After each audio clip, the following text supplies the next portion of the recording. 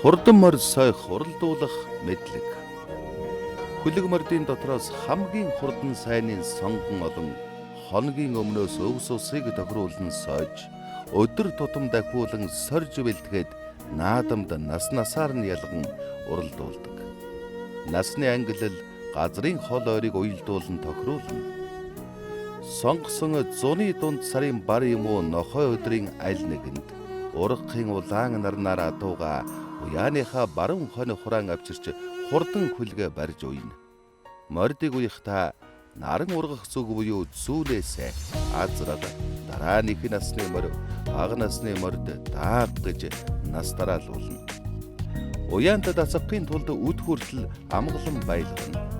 Үдээс эхэлж уяа заслын эхлэл болгож уяагаа тойрч гიშгүүлнэ. Гიშгүүлэх явцад унаач хүүхдүүд хувцас сэргэлээ өмсөж гин голж мар зайлан хурдан мордын сэтгэл сэргэн. Гიშгүүлэлтийг уяа морь бүрд дунджаар 30-40 минут орчим хугацаанд хийвэл зохимжтой гэдгээ. Гიშгүүлэлтийн үед ойрхон зур уяанаас 1.5-аас 2 км-ийн хол зайтай зэлүүд газарт салхиуд зөөлөн цогулж биеийн чилээ гаргана. Мах булчингийн агших сунах хуйлыг идэвхжүүлж сэтгэлийг сэргэн. Өдөрт нэг удаа нар жаргахын өмнө оройн гიშгүүлэлтийн үед цогуулах ёстой. Аль ч насны хурдан мордын соёлгод хөлслөлт, гიშгүүлэлт, тарлалт, сунгалтыг тодорхой давтамж дестратай хийнэ.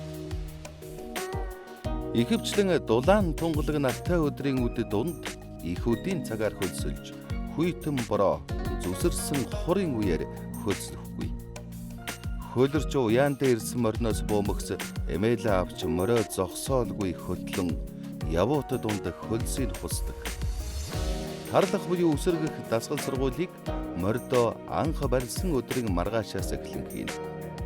Хөлс авсан өдөр огт тарлаж үсэргэхгүй өнжин. Сунгааг баг буюу богны, холын буюу их гэж ялган мордын хурдлах чадварыг шалгадаг. Наадам болохоос 2-3 хоногийн өмнө их сунгаа, 6-7 хоногийн өмнө бага сунгааг хийнэ. Насны мордыг 15-30 хоног сойдог. Уралдах зайг мөн нас аргалзан хол ойроор тохируулна. Монгол улсын соёлын бие тус өвийн төлөөллийн үндэсний бүртгэлийн байгалийн болон сав шим ертөнцийн тухай мэдлэг зан үйл айн 6-ад бүртгэгджээ.